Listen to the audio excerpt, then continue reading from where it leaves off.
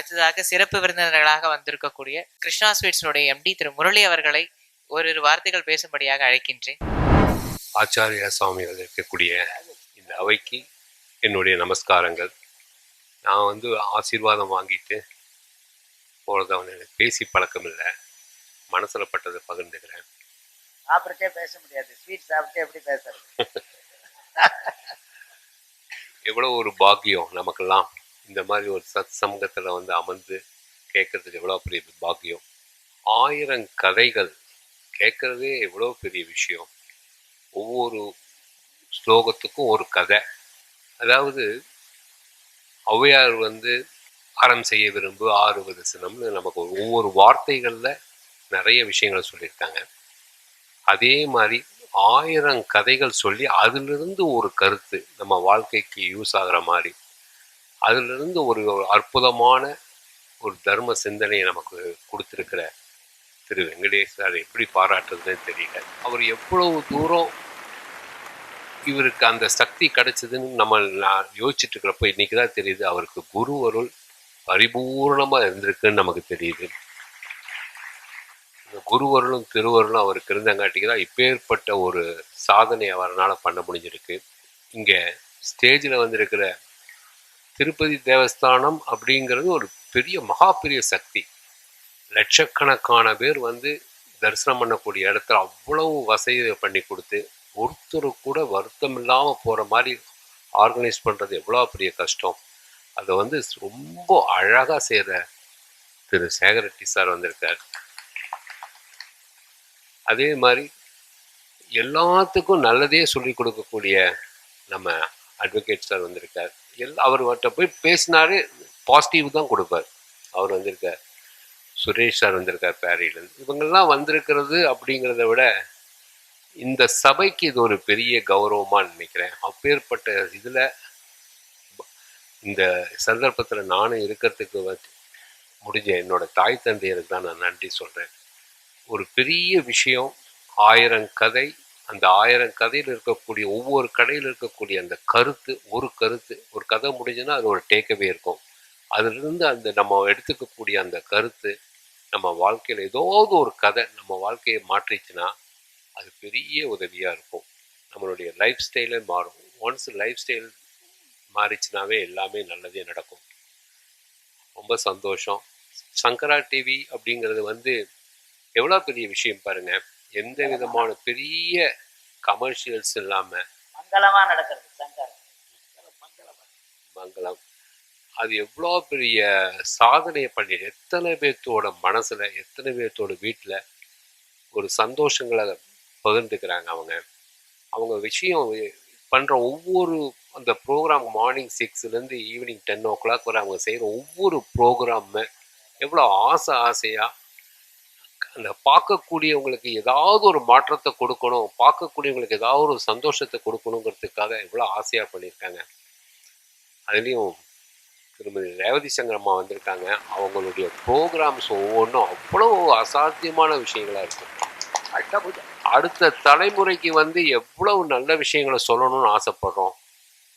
அதே மாதிரி இவங்க இந்த 1000 கதைகளும் ஒவ்வொரு கதையும் நான் கேட்குறப்போ அடுத்த தலைமுறைக்கு இது எவ்வளவு தூரம் உதவியாக இருக்கும், அடுத்த தலைமுறைக்கு எவ்வளோ தூரம் இதை ரெக்கார்ட் பண்ணி வச்சுருந்தாங்கன்னா அடுத்த தலைமுறைக்கு இது ஒரு பெரிய பொக்கிஷமாக இருக்கும்.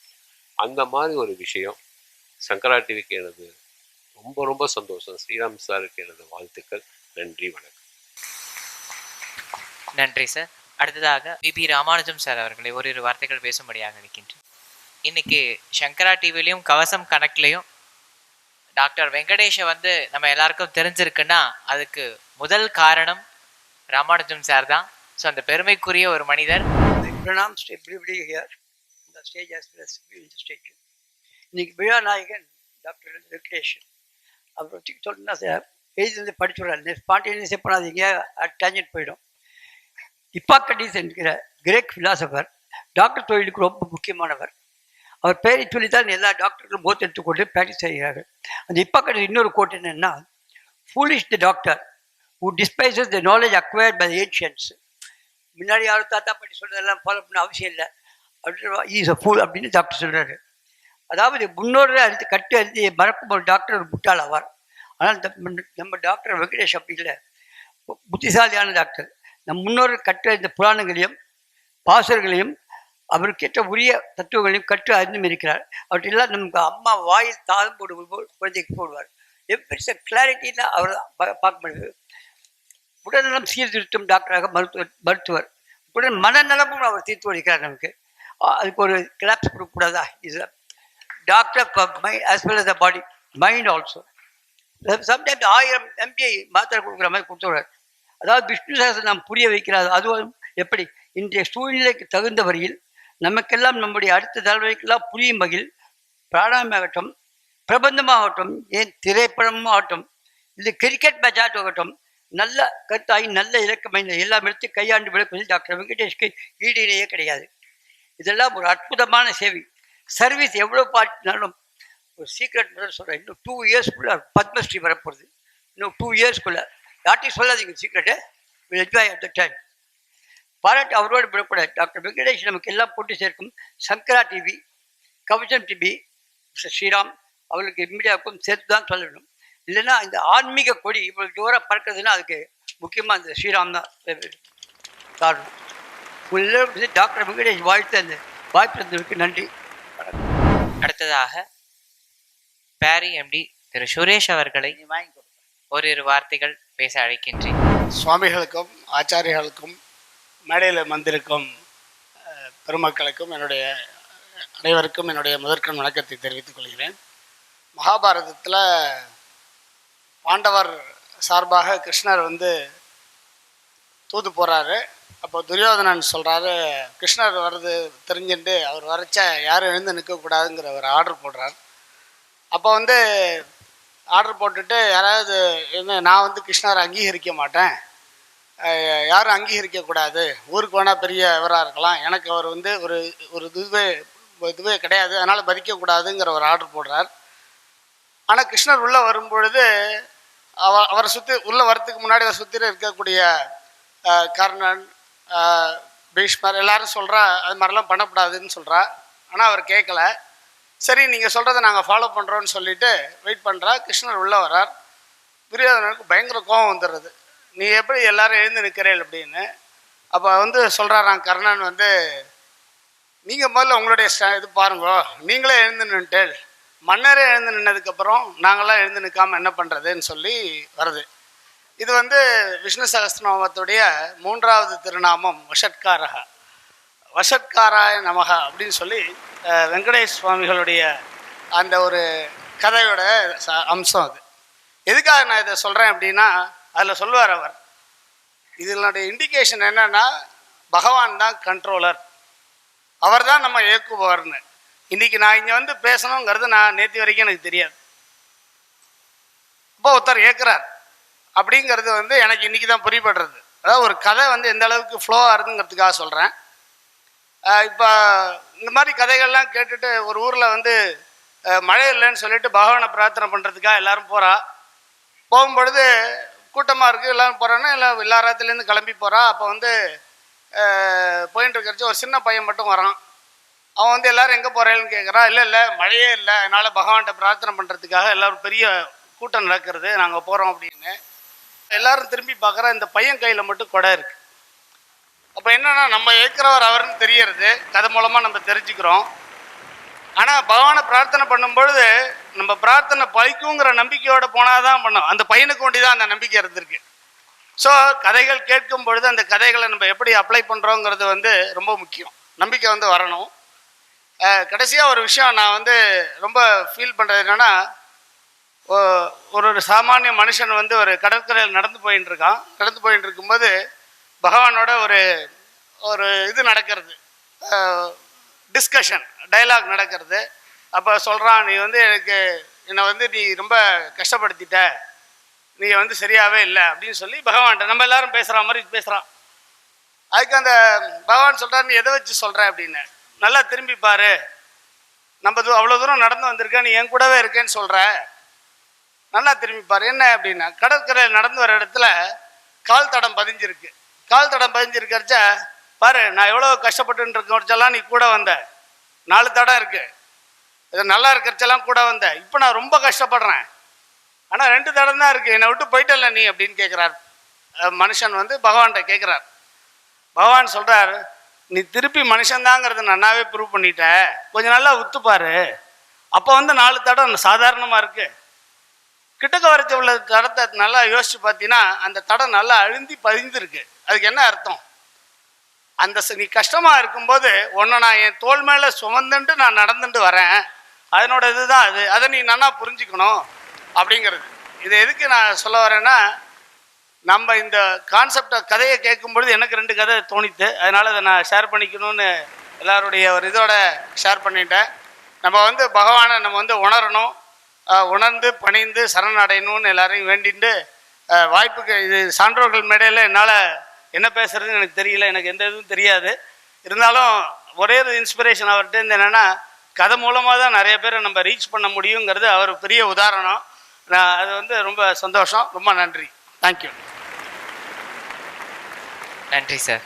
இப்பொழுது கருணாகராச்சாரிய சுவாமிகள் அவர்கள் கூறியது போலவே டாக்டர் உவே வெங்கடேஷ் அவர்கள், நமது விழா நாயகன் அவர்களுக்கு அந்த பட்டத்தினை வழங்கும் இந்த தருணம், ஸ்ரீரங்கம் ஸ்ரீமத் ஆண்டவன் சுவாமிகளுக்கு முன்பாக அவருடைய ஆசீர்வாதங்களுடன் டாக்டர் கருணாகராச்சாரிய சுவாமி அவர்கள் டாக்டர் உவே வெங்கடேஷ் அவர்களுக்கு பராசர பட்டதாசர் அப்படின்ற பட்டத்தை இப்போ வழங்குவார்.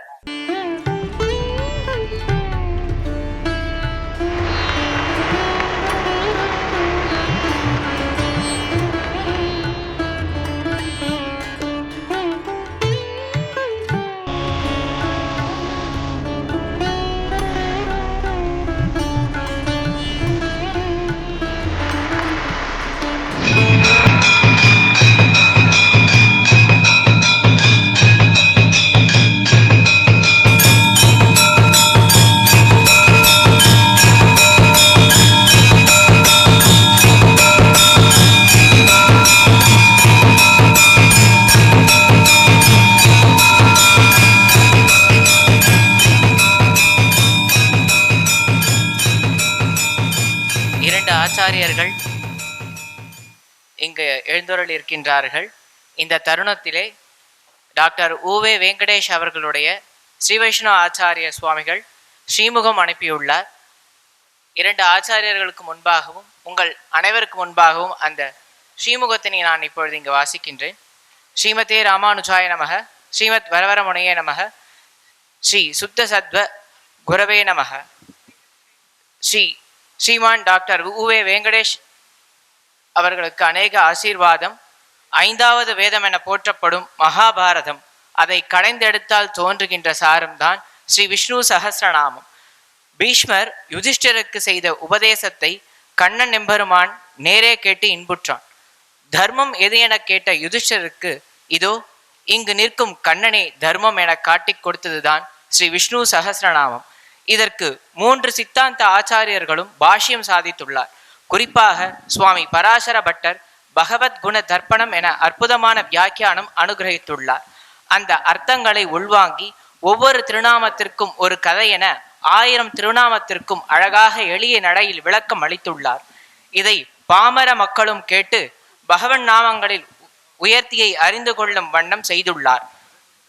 உமது இந்த முயற்சியின் பலன் அனைவருக்கும் நமது சம்பிரதாய கருத்துக்களை எளியதாக சென்றடைய ஒரு மாபெரும் முயற்சியாக இந்நிகழ்ச்சி அமைந்துள்ளது.